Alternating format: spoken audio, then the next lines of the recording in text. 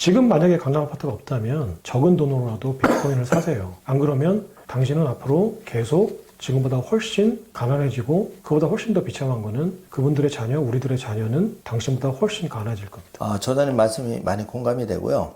지금 비트코인을 찬성하는 쪽과 반대론자, 찬성 쪽에서는 그 대표론자가 있을 거고 반대론자도 대표론자가 있을 텐데 그걸 좀 간략하게 설명해 주시고 네네. 마소와 아마존도 비트코인을 투자할지가 많이 관심이 있는데 어떻게 될 거라고 보시나요? 그러니까 이미 이제 일정 부분 설명을 해드렸는데 우리는 지금 비트코인하고 동시대에 살고 있고요. 비트코인은 지금 돼가는 과정이에요. 그리고 사토시 나카모토가 비트코인을 설계할 때 반감기라는 거를 만든 이유가 있어요. 반감기라는 게 2100만 개를 2140년까지 계속 채굴하게 만들었는데 그리고 2100만 개라는 희소된 자원을 만들었거든요. 그러면 이거를 그냥 한 번에 다 생산을 해놓고 더 이상 만들지 않거나 2140년까지 또는 일정 기간 동안 평균적으로 그냥 만들면 되는데 왜 초기에는 많이 만들고 시간이 갈수록 적게 만들어지는 구조를 만들었을까를 한번 생각해 보셔야 돼요. 이건 뭐냐면 비트코인이 채택되게끔 하는 장치인 거예요. 초기에는 비트코인에 대한 신뢰도는 없죠. 처음 만든 화폐를 가지고 누가 와서 쓰라고 하면 쓰겠습니까? 이거에 대해서 투자라고 하면 투자하겠어요? 그러니까 초기에 신뢰도가 없으니까 대신에 인센티브를 준 거예요. 초기에 투자하는 사람들은 많이 채굴할 수 있어요. 당시에 수백 개씩 채굴할 수 있었죠. 10분 동안에. 근데 지금은 10분 동안에 3.25 개만 채굴할 수 있어요.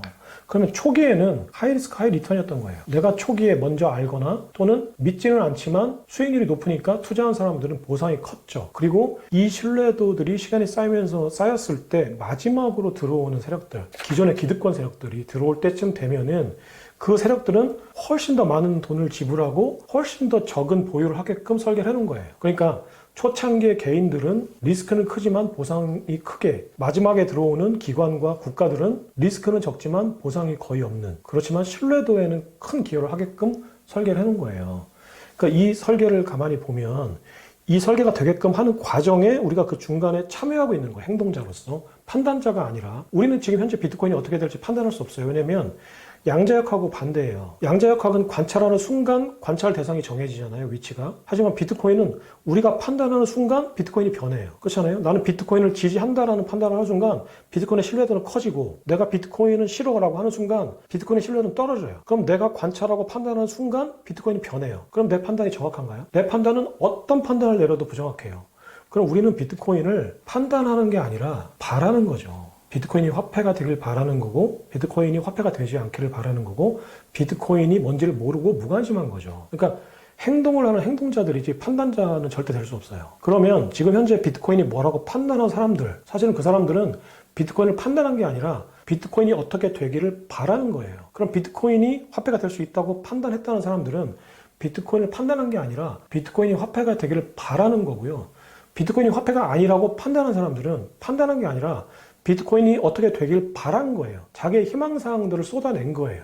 그리고 비트코인이 화폐라고 얘기하는 저 같은 사람들은 비트코인이 화폐가 되길 바라는 거예요. 그리고 많은 사람들은 비트코인이 뭔지도 잘 몰라요. 이런 상황이고요. 그럼 왜 그 빌 게이츠 같은 사람들 또는 워렌 버핏 같은 사람들이 비트코인이 화폐가 아니라고 했을까? 제 생각에는 거짓말 한 거예요. 워렌 버핏은 비트코인이 화폐가 아니라고 하고 암호화폐 만드는 업체에 투자를 했죠. 거짓말 한 거죠. 그 노인네가 온화한 미소를 짓고 수천억 달러의 화폐를 굴리는데 그 사람의 말이 의도가 없고 순진할 거라고 생각하는 거는 바보예요. 이 사람들한테는 진실이 중요한 게 아니라 나에게 뭐가 이익인가 중요하죠. 빌 게이츠는 도대체 왜 화폐가 아니라고 얘기했는지 모르겠어요. 펀지 사기라고. 이 사람은 암호화폐나 블록체인에 대해서 이해도가 굉장히 높은 사람일 텐데 한 가지 예측이 되는 것 중에 하나는 이거는 근데 거짓말이니까 만약에 빌 게이츠가 이거 보고 나한테 반박할 거면은 레터를 주세요. 내가 다시 재반박을 하든 사과를 하든지 할게요. 빌 게이츠는 제가 생각할 때는 놓친 거예요, 투자 시기를. 굳이 자기가 그에 투자할 필요도 없었고, 돈도 많고, 자기가 가진 그 96%의 재산을 기부하겠다고 했잖아요. 더 이상 돈도 필요 없고 투자가 필요 없는 사람이에요. 그러니까 비트코인이 뭔지도 이해할 필요도 없고, 이해해도 투자 안 해도 되는 사람이에요. 이 사람이 와서 지금 비트코인이 돈이다 아니다, 그게 뭐가 그렇게 중요해요, 그 사람이 한 얘기가. 스스로 공부해서 판단하세요. 그러니까 빌 게이츠가 그 마이크로소프트를 참고해서 만든 천재긴 하지만 그 사람이 세상 모든 일을 다 알지는 않아요. 그냥 공부를 좀 잘한 모범생인데 시대를 잘 만나고 그 흐름을 잘 타서 물론 굉장히 중요한 그 인재이기도 하고 천재죠. 근데 운이 상당히 좋았던 머리 좋은 그냥 과학도에 불과해요. 근데 그 사람 말이 뭐 이렇게 중요한지 모르겠어요. 그러니까 빌 게이츠가 화폐가 아니라고 한 거는 자기의 바람인지 판단인지 뭐 의도가 있는 건지 모르겠어요. 근데 그건 뭐 별로 그렇게 중요하지 않은 것 같아요. 또 누가 또 뭐라고 했나요? 제이미 다이먼. 네. 제이미 다이먼은 당연히 반대하죠. 그 한국은행 출신보다 훨씬 더 반대하죠. 왜냐면은 달러 패권의 아이콘이에요. 그러니까 자기는 뒤에서 JPM, JP 머니 그 토큰을 발행했잖아요.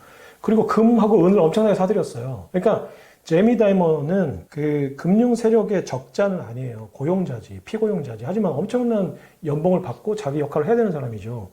그럼 제이미 다이먼은 달러 패권을 가지고 발행권으로 신용대출을 해서 그 대출권으로 먹고 살았던 사람이거든요. 그 예전에는 물론 그 파생 상품과 이제 대출로 먹고 살았지만 이제 금융위 이후에는 그게 좀 많이 줄었죠. 지금은 블랙록으로 넘어갔는데 블랙록의 레디 핑크보다 아직까지 제이미 다이먼의 목소리가 훨씬 더 강력하죠. 이 사람은 나와서 자기가 어떤 생각을 하든지 이 사람이 할 멘트는 정해져 있어요. 금융권을 대변하는 사람이. 비트코인은 펀지 사기다. 이 사람 죽을 때까지 그 얘기 할 거예요. 비트코인이 기축통화가 되고 트럼프가 준비자산으로 직접 사들인 그때에도 제이미 다이먼 나와서 비트코인은 사기다라고 해야 되는 사람이에요. 만약에 그 사람이 비트코인이 뭐 준비자산이 될 수 있다라고 하면 그 사람은 지금 자기의 배임을 하는 거예요. 그럼 결론은 취사 선택을 저희가 잘해야 되겠네요. 본인이 판단하세요. 그러니까 공부하셔야 돼요. 근데 그 사람들의 말이 진실이 아니라 자기의 입장을 얘기하고 있다는 생각을 하셔야 돼요. 그러니까 제이미 다이먼하고 빌 게이츠하고 워렌 버핏은 자기들의 이익에 맞는 프레임을 얘기하는 거지 진실을 얘기하는 게 아니에요. 그리고 투자 시장에서 진실이 뭔지는 중요하지도 않고 없어요. 나한테 뭐가 이득이냐죠. 그렇다면 가장 중요한 거는 이 비트코인이 지금 어떤 현상을 만들어가고 있는가. 그럼 그 현상을 우리가 어떻게 해석할 건가? 이게 되게 중요해요. 근데 그 전 세계 패권 국가인 미국이 준비금으로 비축하겠다고 얘기한 마당에 비트코인이 뭐다 아니다 이렇게 떠드는 것 자체가 별로 의미가 없다고 생각해요, 앞으로는. 저는 그 비트코인의 시대를 쓴 우리 저자님의 책 정도는 최소한으로 그냥 읽어보면 굉장히 견문을 넓힐 수 있겠다 이렇게 개인적으로 생각을 했는데 그래서 그 출판사에서 또 이벤트를 한다고 하니까 우리 저자님 방송 보시고 조금 좋은 댓글 많이 달아주시고 해주시면 저희가 또 출판사하고 협의해서 책도 좀 보내드리도록 노력하겠습니다. 저자님께서는 이제 경제신문 기자로 오랫동안 하셨는데 이렇게 해박하게 비트코인 등 그 거시경제의 흐름을 이해하시는 이제 이런 공부법이 따로 있으신지 좀 궁금하고 혹시 이제 개인적인 투자 실패, 뭐 성공 조금 말씀해 주신지와 또 지금 사업을 하고 있다고 들었는데 그것도 간략하게 말씀해 주시면 감사하겠습니다. 네. 그러니까 뭐 특별한 비법이나 이런 건 없는 것 같고요. 그러니까 제가 꼭 투자 공부가 아니라 이제 경제적인 어떤 자유를 얻기 위해서 지속적으로 공부를 해나가는 과정에서 이제 최근에 궁극적으로 이제 가장 깊이 공부를 하고 싶은 게 이제 생겼어요. 그리고 그게 가장 중요하다는 확신을 갖게 됐어요. 그게 뭐냐면 인간이 뭔지를 파악하는 거예요. 그러니까 인간이라는 존재가 어떤 상황에 어떤 판단을 하는 존재인지 어떤 판단을 할 수밖에 없는 동물인지를 공부하는 게 왜냐면 결국은 내가 투자하는 대상들은 다 어떤 사람이 만들어가는 자산이잖아요. 대상이고 그럼 그거를 만드는 사람들이 어떤 생각을 가지고 어떤 판단을 하는 존재인지를 기본적으로 판단을 하는 게 투자에 도움이 되는 거예요. 조금 어렵게 얘기하면은 결국 인간이라는 존재가 어떤 생각을 하는 존재인지를 파악한다는 얘기는 철학을 한다는 얘기거든요. 그러니까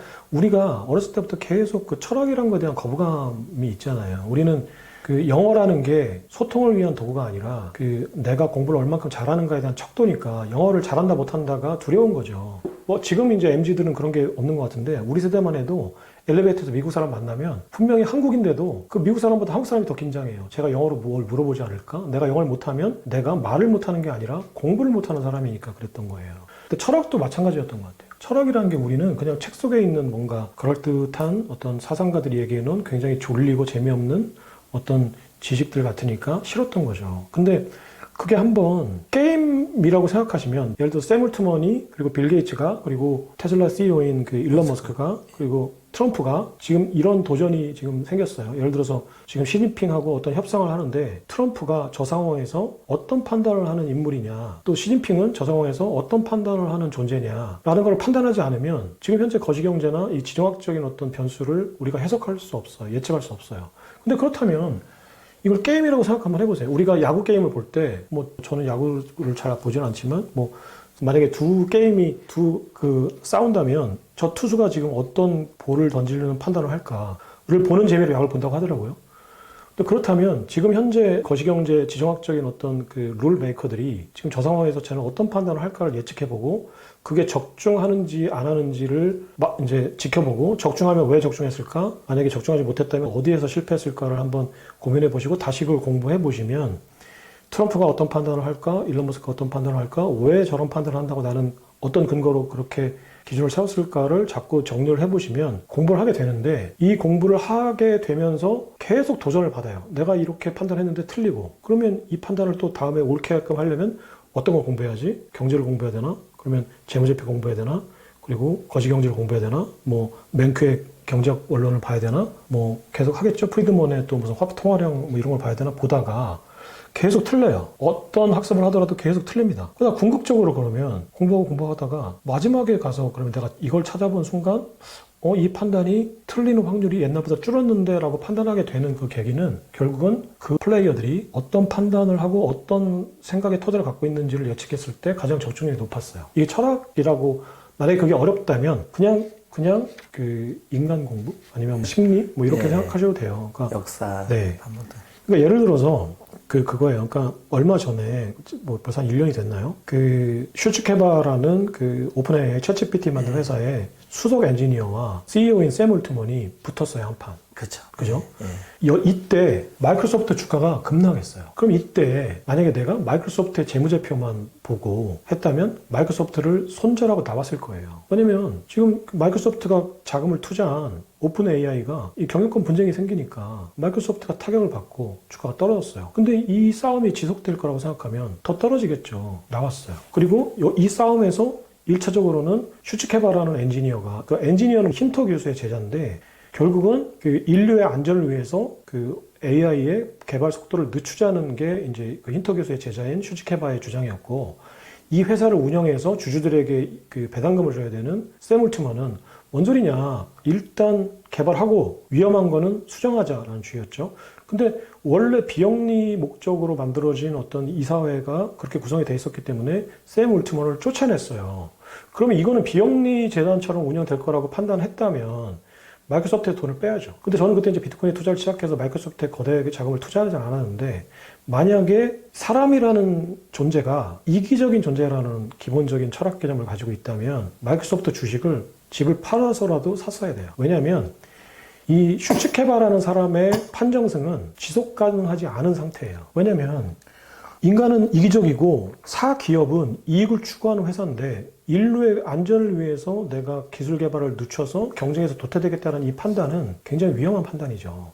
그러니까 지속 가능하지 않은 판단이에요. 그러면 이걸 둘러싼 많은 그 운영자들이 이 판단이 지속 가능하게끔 어떻게든 바꿀 거예요. 그리고 그걸 바꾸려고 하는 그 반대파들의 주장이 인간의 이기심에 맞기 때문에 다시 조정될 가능성이 높죠. 그럼 이때 어떻게 됐냐면은 마이크로소프트는 빌 게이츠가 지금 현재 무슨 저기 아프리카도 많이 돕고 지금 저기 비트코인도 어떤 얘기를 했지만 빌 게이츠만큼 냉혹한 자본가는 없거든요. 근데 빌 게이츠가 가만히 보니까 샘 올트먼이 쫓겨났는데 그럼 내가 투자했던 그 오픈 AI가 그러면 비영리적인 활동을 하겠다는 거야?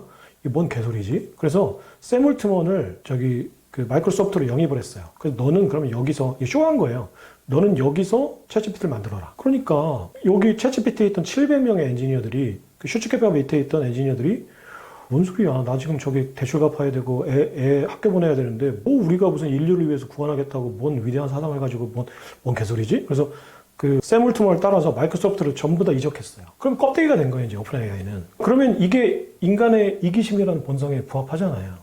그럼 이거는 지속 가능한 판단이에요.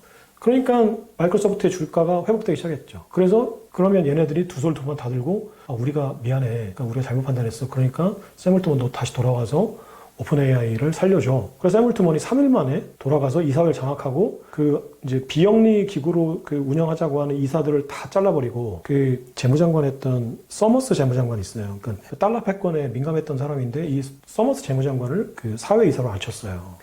이게 그 단지 재무제표를 보고 또 그 당시 어떤 그 결정들만 봤다면 마이크로소프트에 투자를 못했을 거예요. 누군가는. 그때 누군가는 마이크로소프트의 어떤 저점 매수 구간으로 뭐 들어갔겠죠. 그럼 그 사람 왜 들어갔을까? 이게 결국은 그 인간이라는 거는 그렇게 이타적인 판단을 하지 않는다. 그러니까 여기서 나온 개념이 있는데 인간이 만들어내는 모든 이타적인 결정은 장기적으로 보면 그게 이기적인 결정에 도움이 되기 때문이에요. 그래서 이제 효율적인 이타심이라고 하거든요. 모든 인간의 결정은 이기심이에요. 근데 이게 이타심으로 표현되거나 포장되거나 할 뿐이에요. 그러면은 결국은 이기심을 위한 그 민간 기업의 이익을 위한 나의 이익을 위한 나의 인센티브를 위한 나의 연봉 협상을 위한 방향으로 이 오픈 AI가 갈 수밖에 없다는 판단을 해야죠. 그럼 저점 매수 기회였던 거죠.